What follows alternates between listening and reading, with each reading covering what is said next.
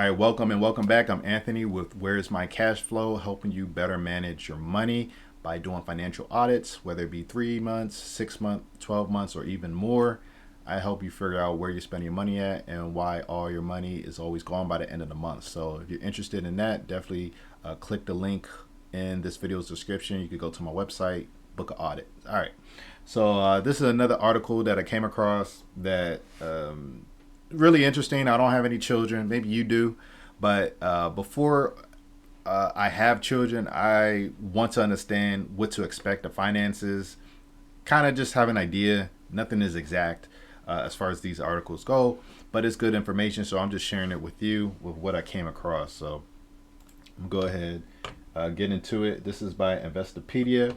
Once again, I like to leave links to these articles in the video's description. I watch so many YouTube videos where they'll talk about some interesting stuff, whether videos or articles, and they never leave the actual source in their video's description. It just frustrates me so much. So I'm doing it so I can help you figure out, hey, are you doing the right thing? Do you need some information that's more in depth than what I explained? Because I just like to skim through these articles. I don't want to read word from word. I just like to pull out the stuff that really caught my eye. So here we go. Raising a child can be emotionally rewarding experience, but it can also be very costly. Yes. By the Brookings Institute, it showed that the average middle income family with two children will spend 310 $310 $605,000. Hold on. $605,000 to raise a child born in 2015 up to the age 17 in right, they'll be 17 2032. Wow, time is going by fast.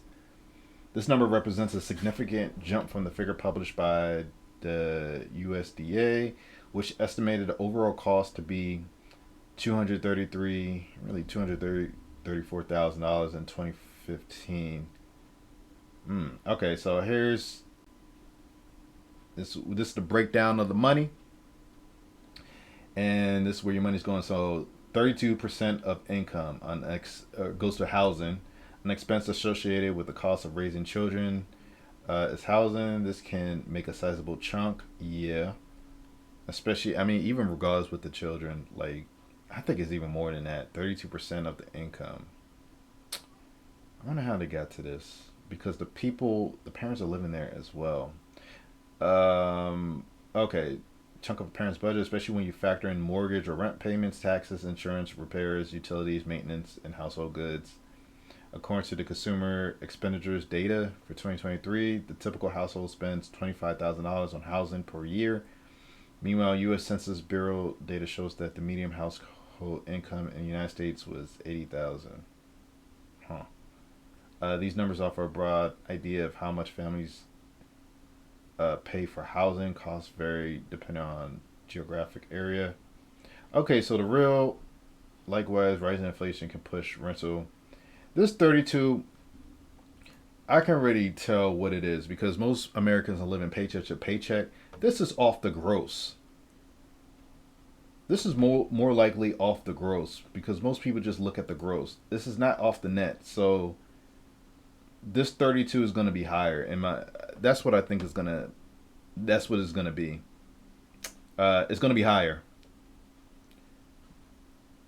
Yeah, it's going to be higher than 32% because most people, when you try to qualify for a house or especially rent, they're going to look at what does the job pay you before taxes, because taxes can like change depending on your situation. They're going off the gross, so. I will bet money that it's actually higher. But anyways, so there you go. Food for sure. When you got children, you're gonna be spending a lot of money. I don't have children, but I already know because I know how much I was eating when I was a kid.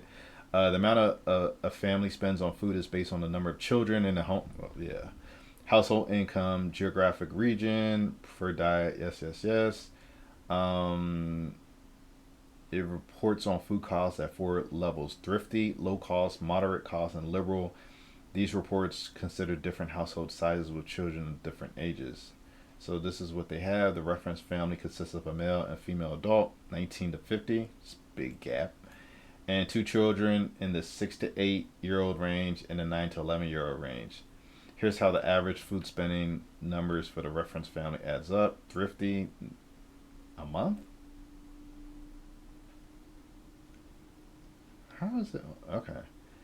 About $983 a month. You can see it right here. If you got two children, so there's four people eating. Yeah, I guess, I guess that's fine. At the low end, a family of four spends about $11,800 per year on food at home. At the high end, they spend more than 19,000. Yeah, it depends on what you're buying as well. If you're buying a lot of junk or like processed foods, it ends up being so much higher. Like you pay for that convenience. That's around 24% of their income. So you get 32, even though I think it's higher for the housing. 24 right here. Man, okay. Childcare, that's a big one. Um, Childcare costs can easily eat up a sizable budget. Yeah, in 2022, costs range from 5,300 for squage, home-based care in small counties to 17,000 for infant center-based care in large counties. Yeah, I know. I've heard that.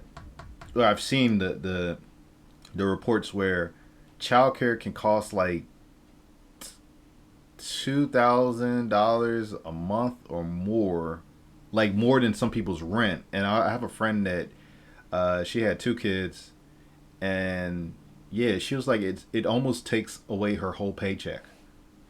She's married, so she has that help, but it's just like you might as well just stay at home, raise the kids. But yeah, it's definitely expensive. I think that's gonna. Why is it only 7 to 23% of the income? I would think it's way more, way more. And once again, this is going off the gross, I believe. It ain't net. All right, planning for college. Yeah, college is expensive. I think as the times go on, college is becoming less of a necessity. I think it is at that point, right? Most people shouldn't be in college unless you're doing STEM.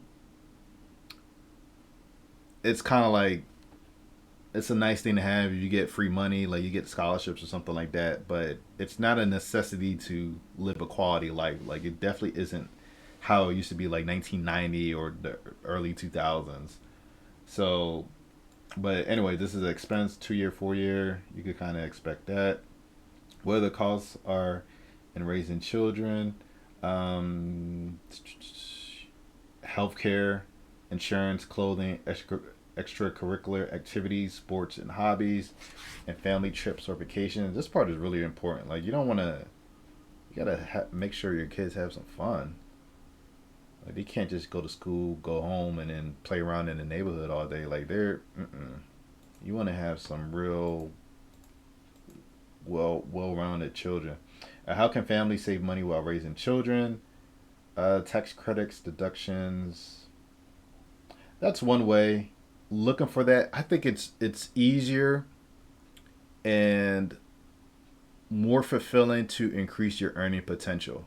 Figuring out what skills do you want to have or what skills do you already have and build on that, and then bring in more money, but still have the discipline to maintain, for the most part, like your expenses, like the lifestyle that you have. Like if you can stop that lifestyle creep and increase your earning potential, that's gonna be more fulfilling than spending a lot of time trying to find the tax credits. Or maybe it's easy. Maybe you can pay someone to do it for you. But I as my own personal, um, for my own personal, yeah, I think the best way is always just make more money. Find a way to make more money, especially if it's going to be passive, more streams of income. Because all these credits and stuff like that, it's like, it's not put in. Mm, I don't really like that. I mean, do you? Like, how do you. Would you rather like cut expenses or just increase your earning potential? If you had to pick one to focus on, like if it had to be like a 60-40 type of issue, which one's going to be the 60% of what you do and which one's going to be the 40% of what you do. If just to make it simple, I'm curious, like, what would you do in that situation? Yeah, got the 529 plan here, saving for college. So yeah, cash flow. You know, I talk about cash flow. Where's my cash flow? That is what it is. You need money coming in. Money coming in. So they talking about diversified portfolio. I don't focus on that. There's other people that focus on portfolio, stock market. That is just not my area of interest, to be honest. I got a little bit of investments, but my focus is on earning potential stuff, something I can see in hand, and then managing that money effectively. And then let the experts or the people that are really good at what they do, they can take it from there. But the first thing is just understanding what's coming in, what's going out, and why, and what's the purpose, what's the mission. So, anyways, that's the article. Let me know. Let me know how you feel about it. How would you do things differently, or are you caught in a situation where, you know, you got children and you're trying to figure it out, or you just got married, or you're about it, or you're thinking about getting married, and you know how many children do you want? Keep in mind that this is for America. The expense of having children in other parts of the world can drop. So hey, maybe that may be an avenue or opportunity for you to actually look at and say, you know what, America's too expensive. Let me go over here. I can work remote, or I can get another job here. I might even make a video about that. But there's opportunities around the world. It's not just in America. Find out what makes most sense and then go from there. If you appreciate this, then definitely like it. Let me know what you do when it comes to children, or what you're planning to do as far as budgeting for the children, or managing that money source for the children that you want to have. Curious to know your thoughts on that. And then subscribe to this channel if you haven't already done so. And stay tuned for the next video.